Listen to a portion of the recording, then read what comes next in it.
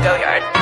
I got so much more. Ready, kids? Aye, aye, Captain! I can't hear you. Aye, aye, Captain! Oh!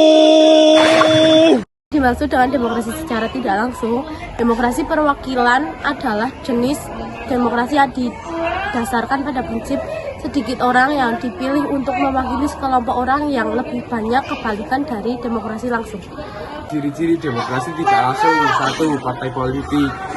Dalam demokrasi tidak langsung, partai politik merupakan unsur penting dalam pembangunan demokrasi. Fungsi dan peran partai politik adalah sebagai kendaraan para calon dewan untuk duduk menjadi anggota dewan perwakilan.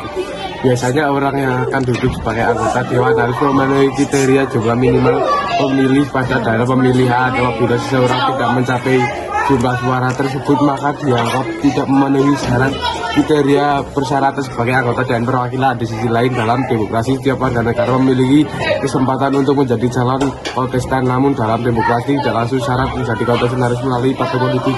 2. Pemilihan umum yang jujur, adil, dan bebas. Sebagai bentuk keterbukaan dalam proses demokrasi, pemilu harus berlandaskan asas jujur, adil, dan bebas.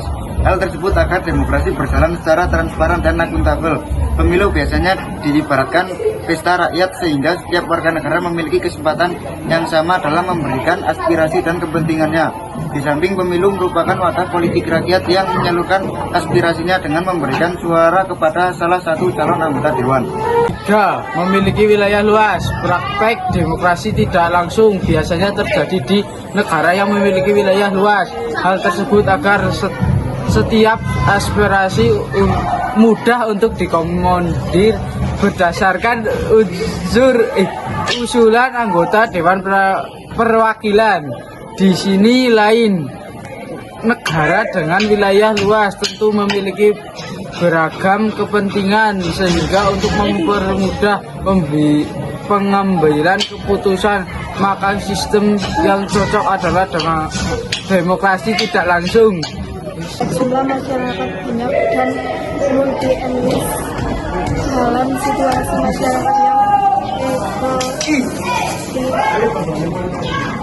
yang kadang pengambilan keputusan dan kebijakan unik karena harus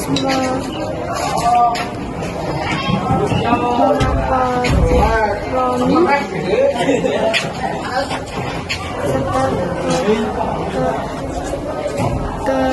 keinginan dan kepentingan dari berbagai macam hak. 5. Membutuhkan biaya tinggi.